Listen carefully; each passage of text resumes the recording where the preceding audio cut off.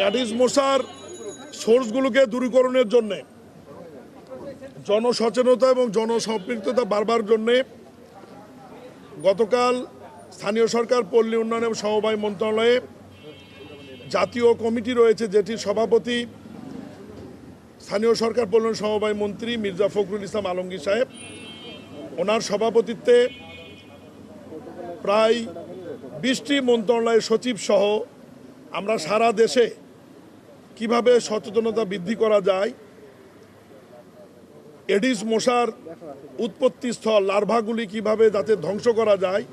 এবং লার্ভাগুলি যাতে উৎপত্তি না হতে পারে, এই বিষয়গুলো নিয়ে আমাদের বিস্তারিত আলোচনা হয়েছে। সেখানে আমরা সকল সিটি কর্পোরেশন, পৌরসভা এবং দেশব্যাপী আমরা দিক নির্দেশনা মাননীয় মন্ত্রী মির্জা ফখরুল ইসলাম আলমগীর মহোদয় দিয়েছেন এবং ওই মিটিংয়েই শুধুমাত্র ঢাকা মহানগরে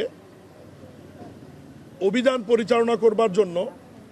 আমার নেতৃত্বে একটি জাতীয় টাস্কফোর্স গঠন করা হয়েছে।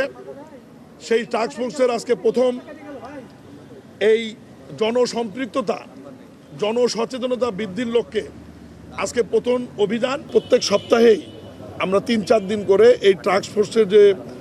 এটা ঠিক অভিযান শব্দটা শুনতে খারাপ লাগে, এটা কার্যক্রম জনসচেতনতা, জনসম্পৃক্ততা এবং অ্যাডিস মশার উৎসস্থলগুলি, সোর্সগুলি দূরীকরণের জন্য যে কার্যক্রম, এটা আমরা অব্যাহত রাখব। তবে আপনাদের মাধ্যমে আমি নগরবাসীকে আবারও বিনীত অনুরোধ করি,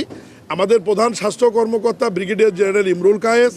আমাদের স্বাস্থ্য কর্মকর্তা ডাক্তার আজিজুন নেসা যে কথাগুলি বলেছে, আপনারা বিনয়ের সাথে অনুরোধ করব, আপনারা আপনাদের নিজের জীবনের ঝুঁকি না নিয়ে নিরাপত্তার জন্যে আপনারা একটু আপনাদের বেলকুনি, টপ, ছাদ, নিচের অংশগুলো